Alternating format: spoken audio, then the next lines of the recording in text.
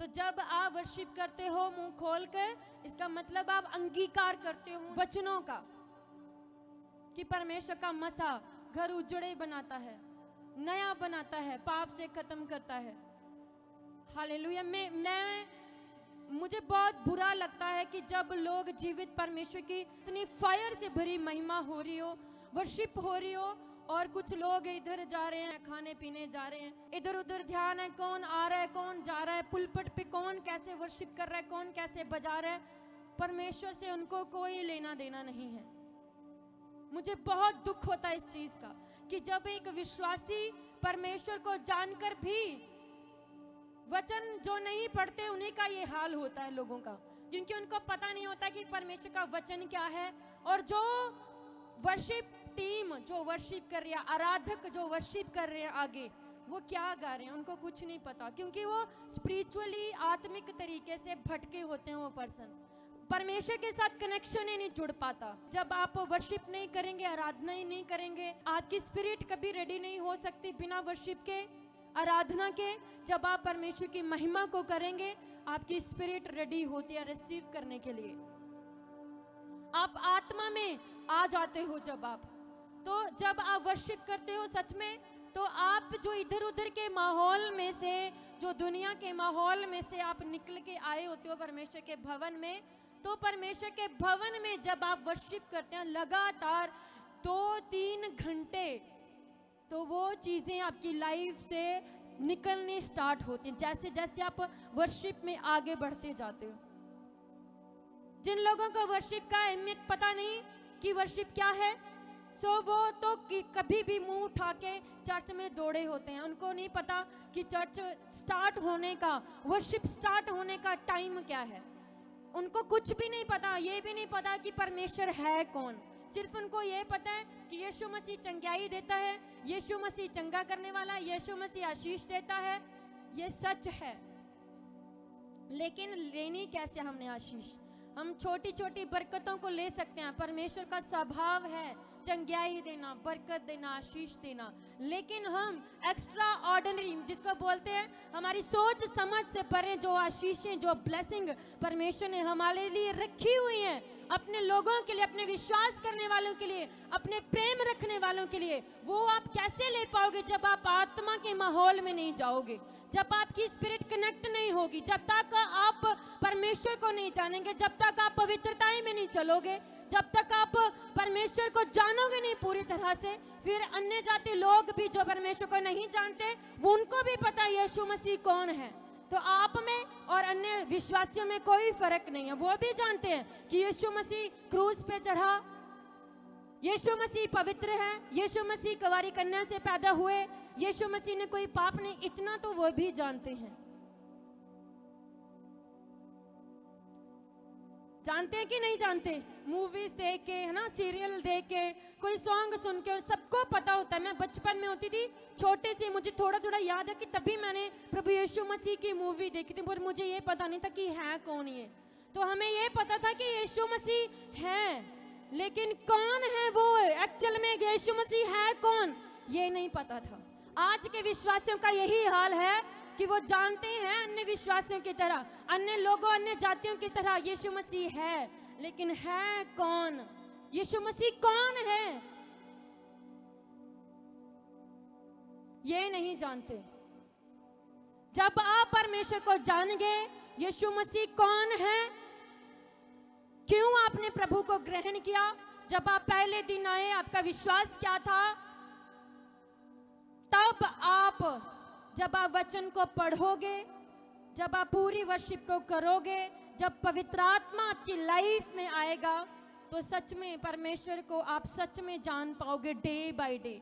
जब या वो इधर उधर घूमने लगते हैं, आपकी ब्लेसिंग आपको पता होना चाहिए कहाँ छिपी हुई है, कैसे आपने ब्लेस होना है, कैसे अपने आशीषों को लेना है, आपके हाथ में है। ये सबसे पहले जरूरी है, सबसे ज्यादा जरूरी है, यीशु मसीह को जानो कि यीशु मसीह है कौन। जब कोई एक नया पर्सन आता है ना चर्च में, उनको भी यही बताया जाता है कि यीशु मसीह चंगा कर सकता है।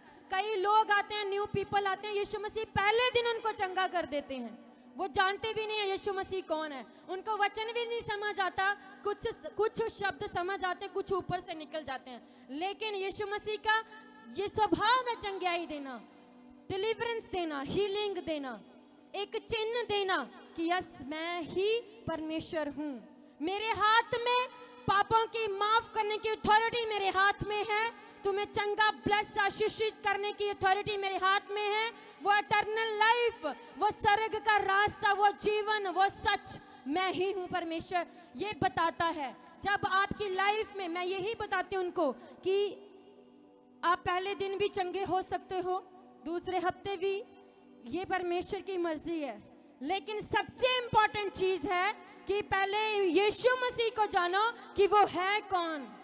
जब आप ये जान जाओगे तो आपको ज्यादा मेहनत, ज्यादा एफर्ट लगाने की जरूरत नहीं पड़ेगी अपनी ब्लेसिंग्स को लेने की, उस कैंसर से, उस बीमारी से, उस दुष्ट आत्मा से जो सालों से आपको तंग करती आई है, उन कर्जों से, उन बीमारियों से, उन गरीबी से, उन दुखों से, उन क्लेशों से आपको ज्यादा स्ट्रगल करने की जरूरत नहीं है। जब आप वचन को जान लोगे, जब आप यीशु मसीह को जान लोगे, जब आप आपकी उसकी हुजूरी से प्रेम करना, उपस्थित रहना परमेश्वर की हुजूरी में जान लोगे, तो जब आप परमेश्वर को जान लोगे, यीशु मसीह को जान लोगे, जब आप वचन को समझोगे, वचन में जाओगे, वचन को पढ़ोगे, सुनोगे, अमल करोगे, उस पे मनन करोगे, तो आप पाप से अलग होते जाओगे। और जब पाप से अलग होगे, जब पाप आप से आप दूर होगे, निकल आए उस चीज से, तो सच में परमेश्वर फिर वो लाइफ, वो डिप्रेशन से आजाद करता है, वो बीमारियों से आजाद करता है,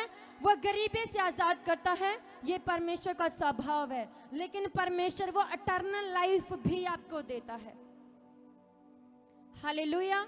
इसीलिए लोग गिर जाते हैं, पीछे हट जाते हैं, घबरा जाते हैं, भूल जाते हैं कि परमेश्वर का वचन क्या कहता है, भूल जाते हैं यीशु मसीह है कौन, पाप में चले जाते हैं। आजकल का यूथ यही है, जानते तो हैं यीशु मसीह कौन है, यीशु मसीह, लेकिन डीप में, वो रियलिटी में कौन है ये नहीं जानते। हालेलुया।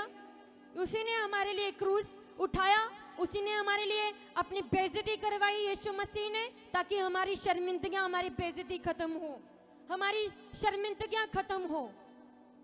उसने क्रूस उठाया ताकि हमारे पाप, हमारे श्राप जो पीढ़ियों से हमें फॉलो करते आ रहे हैं वो खत्म हो। वो क्रूस पर ले जाके प्रभु ने खत्म कर दिए।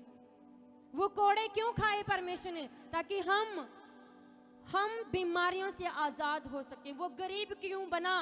ताकि वो क्यों बैतलहम में, क्यों वहां पे पैदा हुआ यीशु मसीह? ताकि हम आशीषित, फाइनेंशियली ब्लेस हो सकें, ताकि हम गरीब ना रहें। प्रभु इसलिए गरीब रहा, लेकिन अदरवाइज तो वो राजाओं का राजा, स्वर्ग का परमेश्वर है, वो उसको किस चीज की जरूरत? हालेलुया।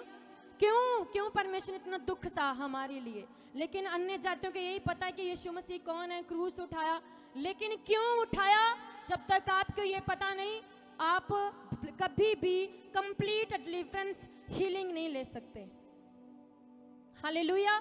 एक फिर आपका यही हाल होगा, एक हफ्ते चर्च, एक हफ्ते मैरिज देख ली, एक हफ्ते कोई और काम कर लिया, कोई बहाना लगा दिया प्रभु के घर में ना आने का, फिर आपका प्रेम प्रभु के साथ ऐसे डगमगाता होगा। शैतान कभी भी आप पे अटैक कर सकता। फिर जब आप परमेश्वर के वचन को नहीं समझोगे, आपको ये फिर कभी नहीं पता होगा परमेश्वर की वैल्यू क्या है, हुजूरी की वैल्यू क्या है। अगर मैंने जाना ही है परमेश्वर की हुजूरी में, अगर मैंने पैसे खर्च कर ही लिए, टाइम निकाल ही लिया, तो क्यों नहीं पूरी वर्शिप अटेंड कर सकते आप? तो टाइम जब दे दिया परमेश्वर को, आ गए, आपने सोच लिया परमेश्वर की हुजूरी में आने का, तो कंप्लीट जब वर्शिप अटेंड करते हो, वो स्पिरिचुअल रैलम में आप पहुंच जाते हो, आत्मिक माहौल में आप पहुंच जाते हो। उसके बाद बस एक हिट लगने की जरूरत होती है। जब वचन होता है, जब परमेश्वर के दास मास प्रेयर, फायर प्रेयर करते हैं। लेकिन अफसोस कि कुछ लोग तभी पहुंचते हैं जब मास प्रेयर होती है, जब वचन होता है, तो वो वचन आपकी आत्मा में नहीं उतरता। आप सुनते हो, फिर वही हाल होता है जैसे प्रभु यीशु मसीह ने दृष्टांत दिया कि कुछ मार्ग में गिरा, कुछ रास्ते पे, कुछ चट्टान पे, लेकिन कुछ बीज उपजाऊ भूमि पे गिरा। कौन है वो उपजाऊ भूमि? वो उपजाऊ भूमि वही है जो पर्सन जो कंप्लीट वर्शिप अटेंड करता है, वचनों को सुनता है, पूरी चर्च अटेंड करता है, पूरे वचनों को, उसके प्रभु के वचन में लिखा कि पवित्रता ही मेरा है ना। और प्रभु ने कहा संडे को मेरे भवन में होना चाहिए। प्रभु ने कहा प्रार्थना कर, फास्टिंग रख, पवित्रताई में रह, दशमांश बो, बीजों को, ऑफरिंग को बो। जब आप कंप्लीट वचन को पूरा करते हो तो वो आप फिर उपजाऊ भूमि है। लेकिन वो लोग हैं चट्टान पे गिराया गया बीज, जो कभी कभार चर्च आते हैं, जो रिश्तेदारों को पहली प्रायोरिटी देते हैं, अपने काम को फर्स्ट स्थान देते हैं, वो चट्टानों पे गिरा हुआ बीज होता है। वो वचन कभी फलवंत नहीं होता, वो पर्सन कभी भी फ्रूटफुल फलवंत नहीं होता। टेस्टिमनी लेने के लिए उसको बहुत जोर स्ट्रगल करना पड़ता है, रोना गिड़गिड़ाना पड़ता है। लेकिन वो उपजाऊ जो भूमि होती है, जो जान जाता है यीशु मसीह कौन है, जो पीछे चलना स्टार्ट कर देता है, वो डे बाय डे परफेक्ट होता जाता है, वो परमेश्वर की उपजाऊ भूमि बन जाती है। और टेस्टिमनी सबसे ज्यादा उसी की लाइफ में आती है। फलवंत वही जमीन होती है, वो विश्वासी होता है जो परमेश्वर के वचन को समझ जाता है, यीशु मसीह को समझ जाता है कि कौन है प्रभु यीशु मसीह, वही फलवंत होता है विश्वासी। वही उसी की लाइफ में सबसे बड़ी बड़ी टेस्टिमनीज आती हैं। वो अलग होता है सारे विश्वासियों से, वो विश्वासी। सब जन बोले ऊंची आवाज से आमीन, हालेलुया।